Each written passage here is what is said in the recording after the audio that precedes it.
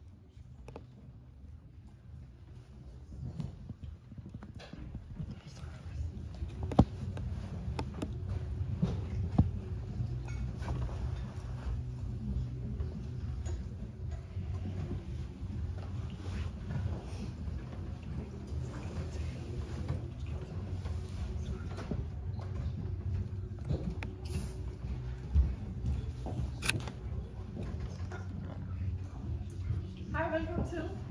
Vi er mega glade for at se jer, og vi er virkelig glade for, at I kommer. Vi skal nu vise jer en forestilling, der hedder Playground, som vi har arbejdet på i nogle måneder, og vi er virkelig spændte, så vi håber bare, at I vil tage imod det med grin og gode blikke, og I vil gribe os. Vi glæder os mega meget. Jeg skal lige sige, at jeres telefoner skal være på lydløs eller flytilstand, og der er ikke nogen, der må tage billeder under forestillingen. Og hvis man har lyst til at kramme eller snakke med nogen, så skal man gå ud i foyeren, når vi er færdige, og så løber vi at komme ud til jer. Nyd det!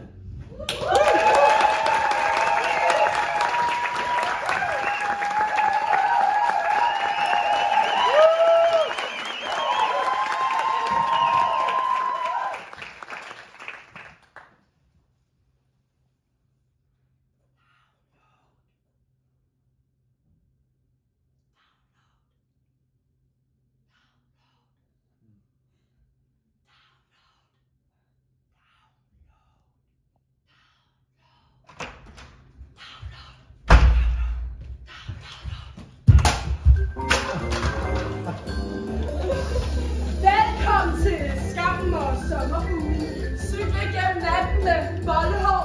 Velkommen til ghosting og kaffetur i Frederiksberg Have. Og velkommen til en tid, hvor ingen svarer, ingen overnatter, og ingen siger tak for i går. Velkommen til at ændre dine billeder og skrive dine tekster til noget nyt, noget sjovt, noget cute. Noget ikke for meget, noget ikke for lidt, noget om Italien.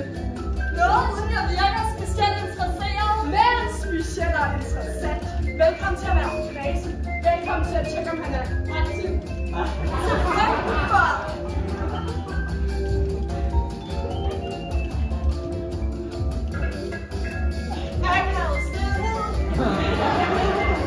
Velkommen til at sidde til jobsamtale på en ølbar og tale for dit liv. Velkommen til tidsfordriver. Velkommen til at modtage beskeder som hey, du er vino, skal vi drikke vino? Amanda. Det ligner da noget af den bedste date dig. Med 8 emojis, jeg aldrig selv vil bruge. Velkommen til at slette de dating-app. Velkommen til at downloade den igen. Velkommen til at svare. Det er en kæmpe fest at date mig. Tænk fyr, du har matchet væk kl. 4 om natten, fordi du er ensom. Og så velkommen til at alle dine veninder får børn, og du står alene tilbage på spillebrættet.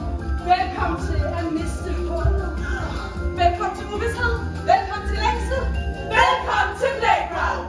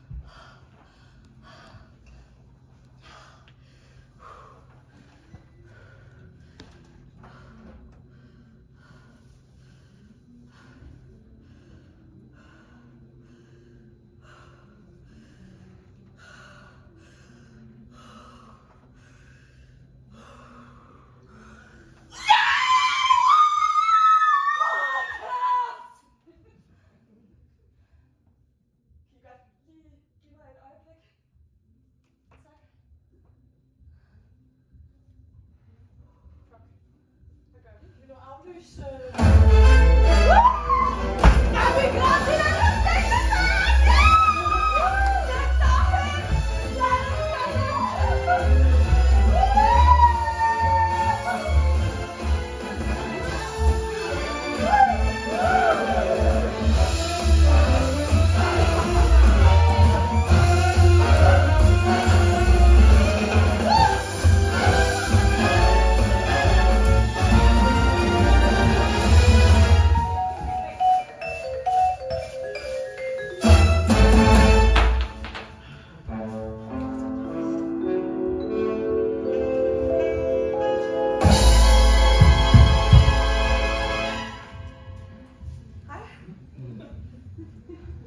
Hvad hedder du?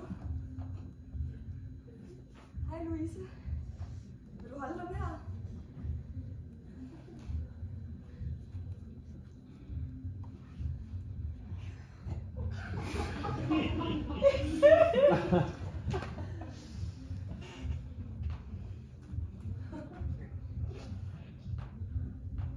Har du selv fanget den fisk på billede 2? Ja, det har jeg. Mine små glæder i livet er rent sengetøj.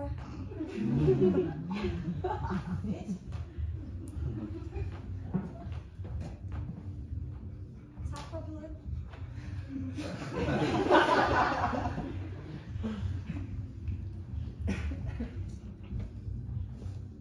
Hej. Hej. Hold da her. Ja.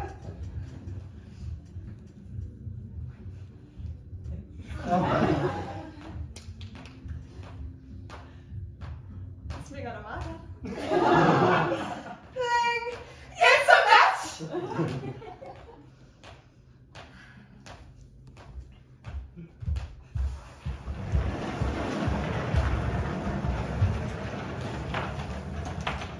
Så tegnet ved et sundt forhold.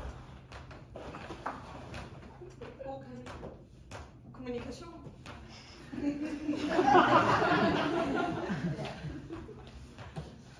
Jeg synes, det var mig. Så dejligt ud.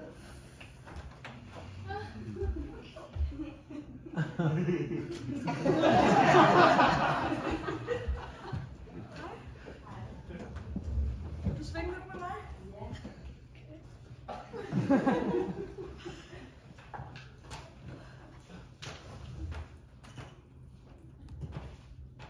Er det ikke mig som et eventyr?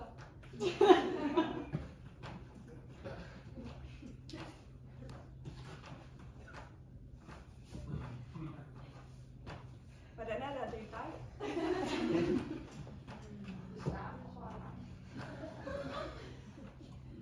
Du må gerne slippe Sippertårn.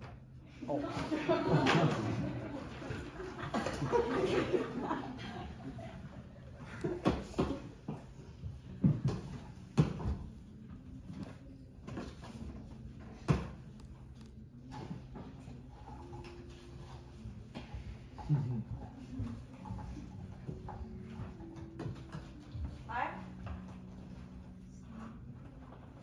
Hej. Okay.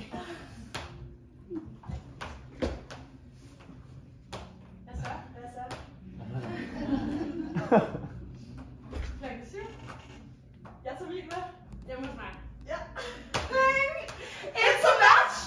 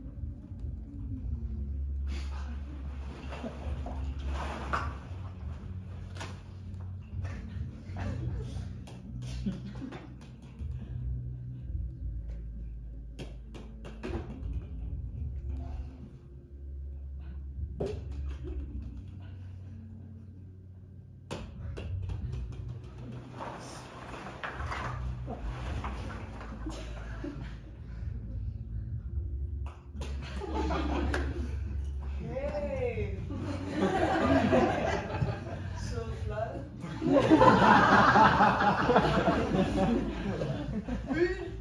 Spørgsmålstegn.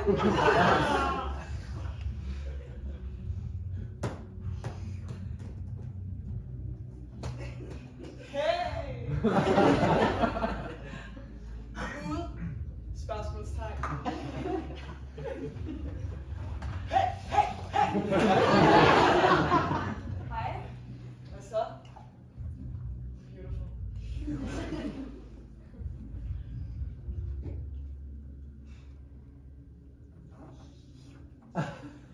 Dårlig dag?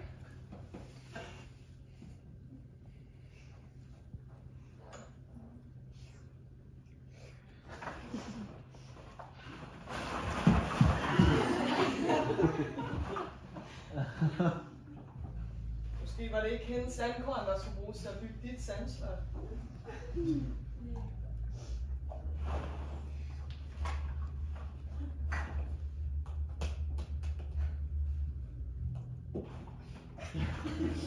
Jeg har også en blå. Vil du have? Nej, tak. Okay. Ring tap til gæld. Jeg har en rød.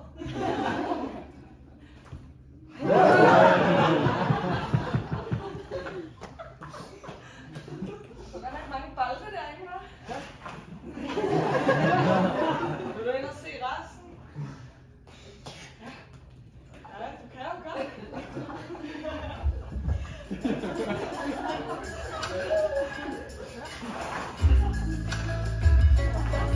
Der er masser af plads til dig.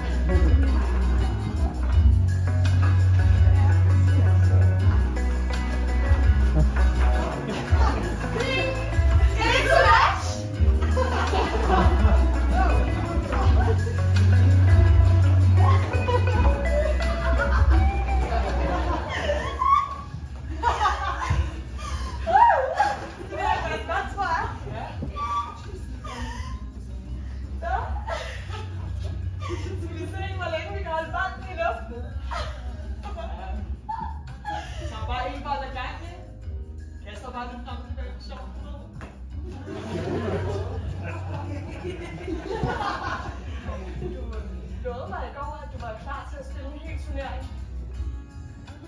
Jeg spiller på samme banehalvdel, behøver man jo ikke et rematch. Hvad? Du lovede mig i går, at du var klar. Sød flot.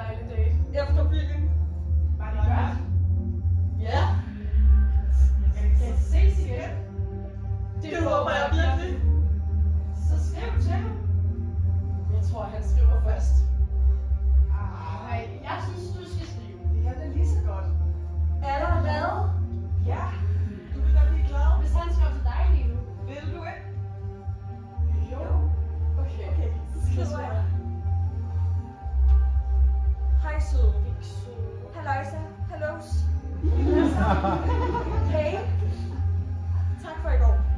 Det var virkelig hyggeligt. Jeg tænkte på, om vi skulle ses igen snart. Spørgsmålstegn.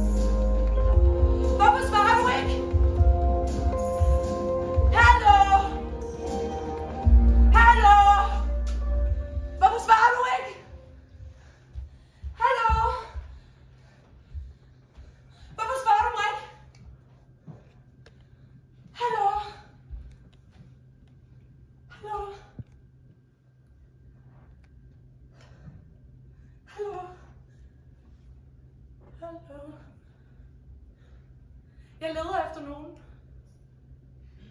Dig. Nogen skal være dig.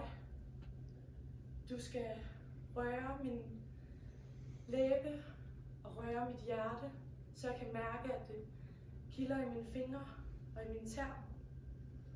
Jeg savner at have nogen tæt på, helt snørklet ind i mit system, min historie, mine sanser og mit blik. Mine øjne leder efter dine.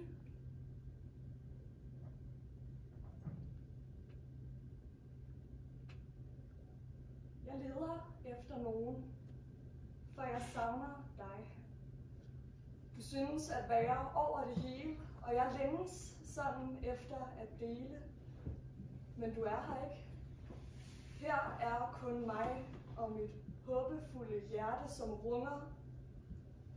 Det håber på at få noget tilbage, så det kan blive vildt med nogen.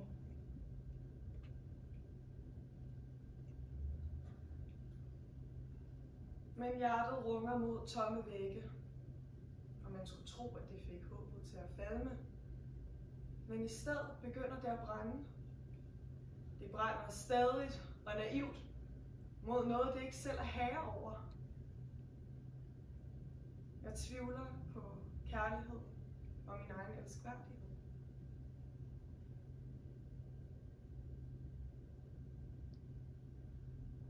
Jeg ved godt, den findes, men jeg tror ikke på den. At vide, at kærlighed findes, men ikke at tro på den. Det føles lidt som en brand i hjertet.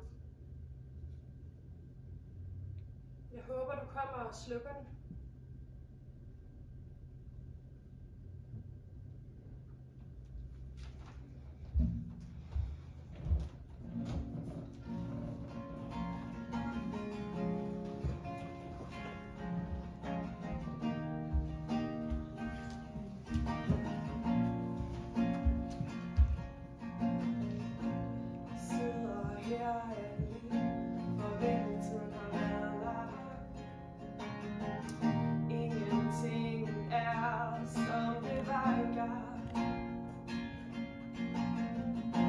I tiden blev man gift ved allerførste blik. Drømte sammen om børn og hus med en pøk. Nu handler det meget mere om swipe og sommerpæk. Og han skal også gerne være væk igen om lidt. For en mand, der er sød og som faktisk er interesseret i mig, er ikke en, der interesserer mig. Jeg vil have en unavailable man, for han er bare for fed, og han er god at knalde med. Jeg vil have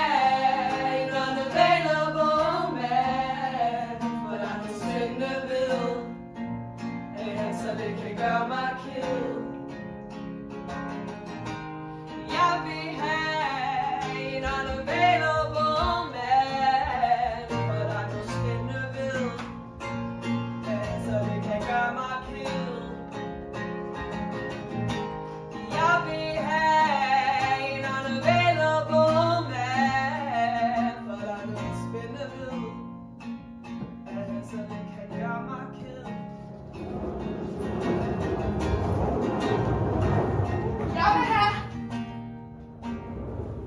Jeg vil have en ven, der er med mig overalt.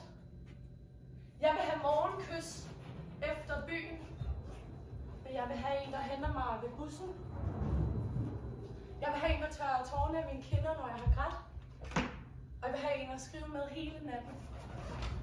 Jeg vil have et eventyr med dig og mig, hvor hjertet blomstrer sammen med mig.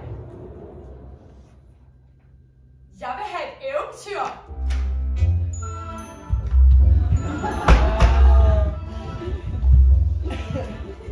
Jeg vil have 3 sukkerknaller i min kaffe. Jeg vil have kommer, når jeg kalder. Jeg vil have, at jeg kommer, hver gang du kalder. Jeg vil have, at du kigger på mig, når jeg ikke kigger på dig. Og jeg vil have princess treatment. Jeg vil have, at du ved, hvordan min bolle den skal smøres. Og jeg vil have, at smil er afgørende for din dag. Jeg vil have, at du kan læse mine tanker. Jeg vil have, at du sætter mig højere end dig selv. Jeg vil have, at du ved, hvordan jeg har det, når jeg ikke ved det selv. Jeg vil have, at du køber en dyr julegave til mig. Jeg vil have komplimenter serveret til morgenmad.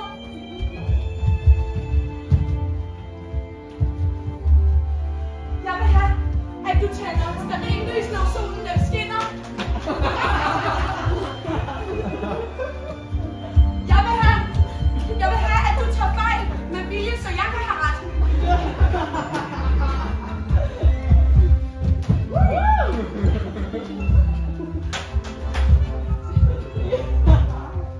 Hey! Jeg vil have mere. Jeg vil have det hele.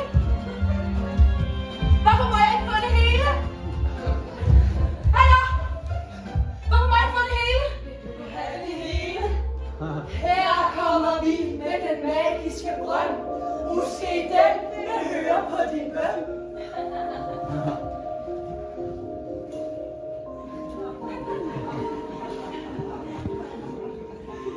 Lille brønd, på gulvet her.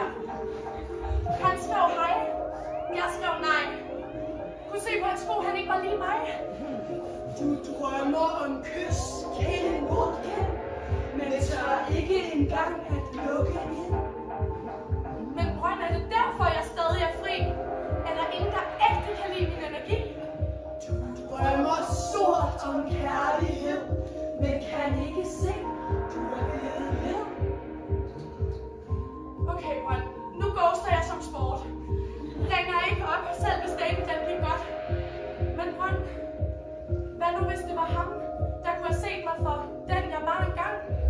Jeg skærer det til dig ud i pap. Jeg gider ikke høre på dit ja. Men brønd, hvem vil elske mig uden et spil? Hvis jeg viser mit hjerte, er der så overhovedet nogen, der griber det vil? Du er fuldstændig fra forstanden. Du lytter jo slet ikke for fanden! Lille spejl på væggen der! Matcher jeg med en overhovedet svarer her? Lille spejl, hvad siger du? Er ghosting stadig trendy nu?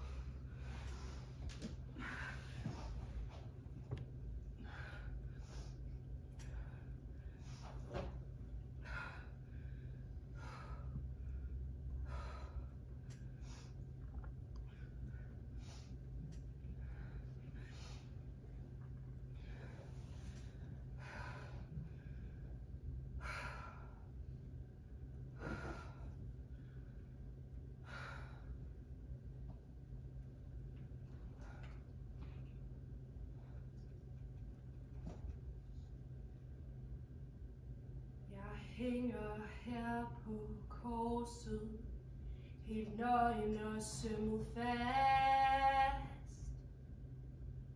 Empatien har forladt din krop i nat.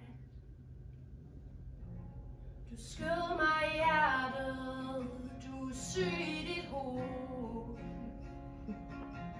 Ser jeg fræk ud, smurt ind i mit blod.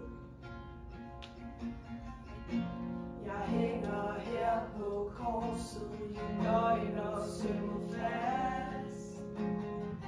Empatien har forladt din krop i nat. Du skød mig i hjertet, du er syg i dit hoved. Ser jeg fræk ud, smurt ind i mit blod. Du skød mig i hjertet, du er syg i dit hoved. Ser jeg fræk ud, smurt ind i mit blod.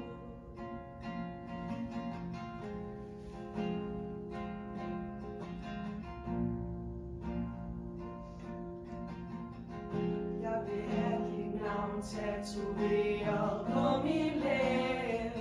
Vil du lade mig kende, ellers bliver jeg hjem. Jeg vil have dit navn tatoveret på min læb. Vil du lade mig kende, ellers bliver jeg hjem. Jeg vil have dit navn tatoveret på min læb. Vil du lade mig kende, ellers bliver jeg hjem. Jeg vil have dit navn tatoveret på min læb. Vil du lade mig kende, ellers bliver jeg hjem. Jeg vil have dit navn tatoveret på min læb. Vil du lade mig kende? Vil du lære dem at kende? Vil du lære dem at kende? Vil du lære dem at kende? Vil du lære dem at kende? Vil du lære dem at kende? Vil du lære dem at kende? Vil du lære dem at kende?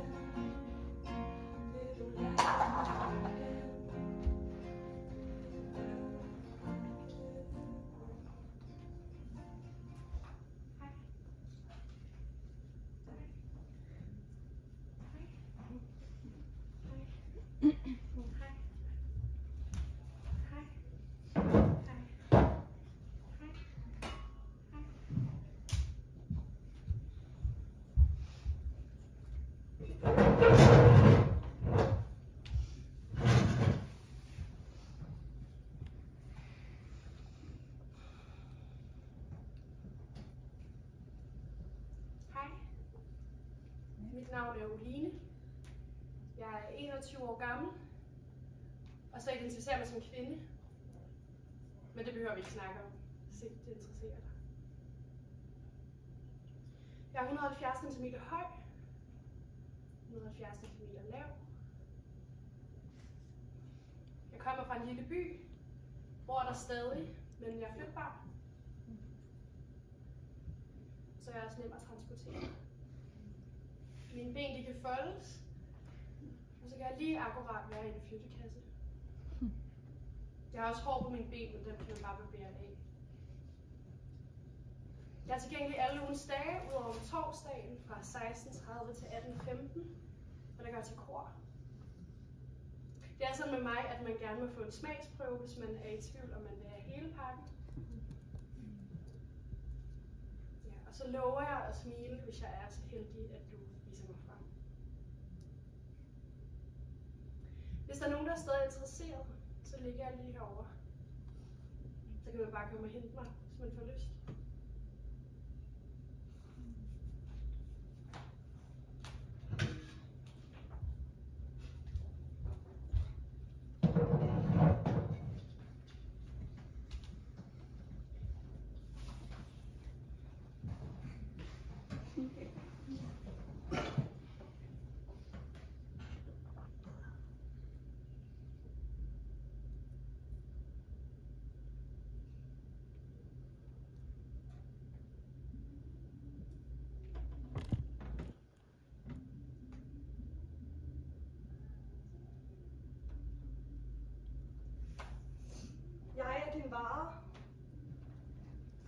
klippet byttemærket over endnu.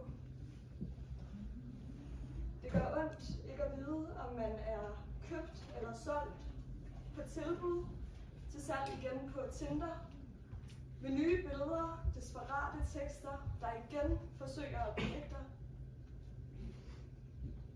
Mens vi ligger i sengen, du og jeg, og du tror, jeg sover, scroller du videre, mens mit håndled bløder fra det byttemærke, du nok aldrig helt fortryder. For du kan bedst lide, at det sidder fast. Og jeg kan overtænke en masse og tvivle, om det her forhold var et sats. Men det er kun dig, der har adgang til den magiske saks. Klip nu byttemærket over, siger jeg straks.